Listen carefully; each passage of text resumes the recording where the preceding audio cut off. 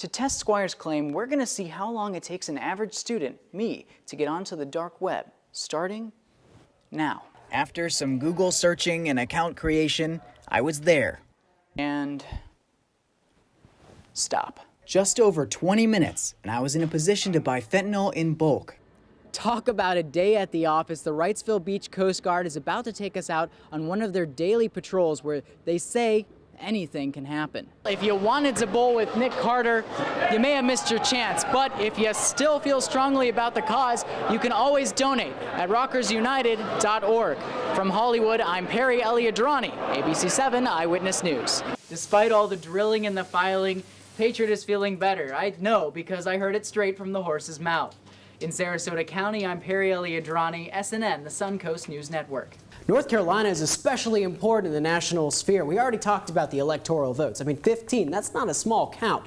But also adding on to that, it's a swing state, so both parties are going to be fighting over it. What's really important, though, as we were discussing a little bit earlier, is that Supreme Court justice vote. As a non-citizen myself, it's scary to not know what's next for me, what's next for my family, what's next for so many of my friends and my peers and my loved ones.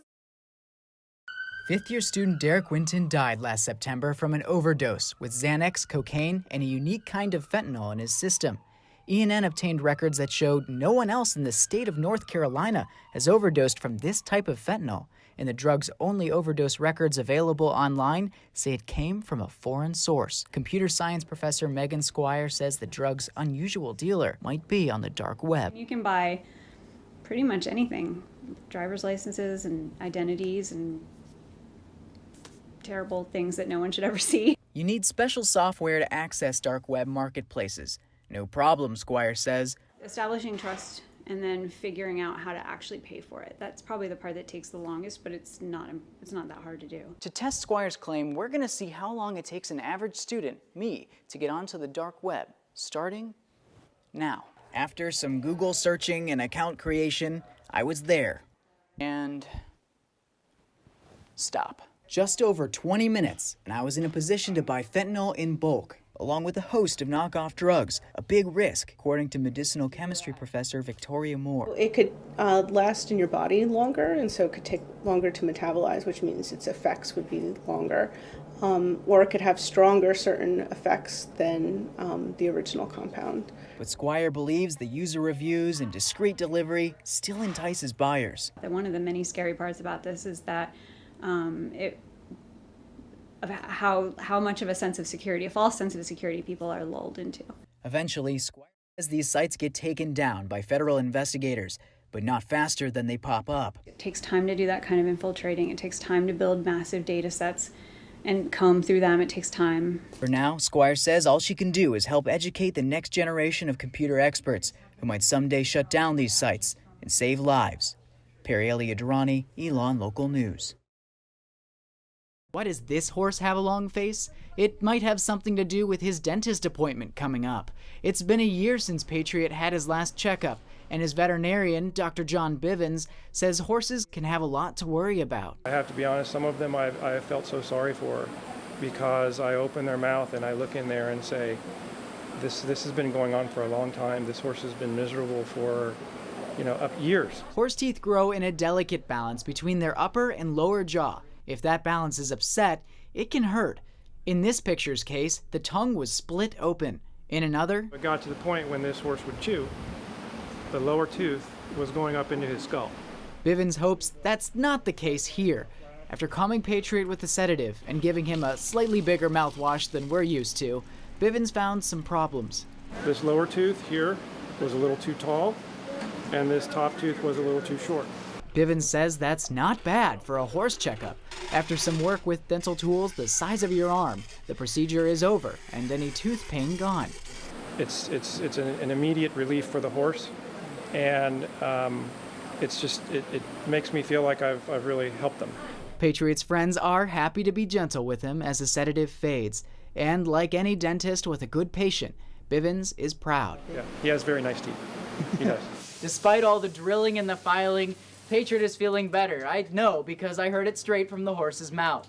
In Sarasota County, I'm Perry Elyaderani, SNN, the Suncoast News Network. Ooh. Meet Wilbur, one of the many dogs sheltered here at Cleveland's Animal Protective League. Like many of his friends, Wilbur was rescued from an abusive household, where Cleveland's APL suspects he was kicked by his owner, suffering permanent damage to his ribs and causing him to walk with a limp. A crime now in most states, but not one that could be tracked on a national level. In a time where there seems to be data on everything, Sharon Harvey, president of Cleveland's APL and Wilbur's owner, says there's no national record for animal abuse cases. It's been a critical missing piece in the reporting of significant crime in this country to exclude crimes against animals. That was until today. Ohio Voters for Companion Animals sent out a press release this morning saying that the FBI will now include animal abuse more prominently in its uniform crime report. This means that abuse-related crimes will now be nationally tracked by police. Harvey says this is a big deal. What we know and what the FBI has acknowledged is that often violence against animals predicts violence against people, predicts domestic violence. So this is giving us more information in our toolbox, not only to protect animals, but also to protect people. The FBI will also begin to recognize animal abuse as a Group A offense, the same category as arson, assault, and homicide. While this association doesn't translate into criminal charges, Harvey says it's the idea that counts. By an agency like the FBI to have recognition of the importance of these crimes and punishing the offenders and potentially being able to do something more to prevent them is just, it was a pretty good day to hear that passed. And a good day for dogs like Wilbur, who will benefit from more precise aid from organizations like Cleveland's APL in the near future. Perry Elyaderani, Cleveland 19. When Doc Worland arrived in Sarasota with his wife Eloise, they had high hopes, but it wasn't meant to be.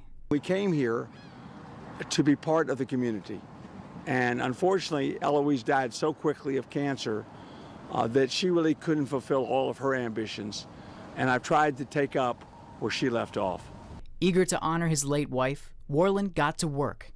She asked me if we could dedicate a bench in her memory, and I felt that this was such a wonderful person that we could do far beyond a bench. That's when Worland contacted the city manager and found this park under the traffic of Ringling Bridge. After getting the bench he promised his wife, he hired landscapers, remodeled the bathrooms, and built more benches, investments costing hundreds of thousands of dollars. But for Worland, imagining his late wife's reaction makes it all worth it. I think Eloise would have the biggest smile on her face that you can imagine. She'd be so happy. She had a big soft heart for kids in public spaces and in family environments, and that is exactly what has happened here, and I'm sure she's smiling broadly wherever she is. The park, now Eloise Worland Park, gives Worland and his kids some closure. Of course we would love Eloise to be alive. That would be our first priority. But I believe that when we leave this park, we have memorialized a wonderful person.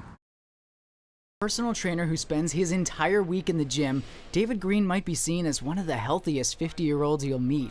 But after coming back from a cruise with his wife in Mexico last year, he felt something in his stomach and doubled over in pain.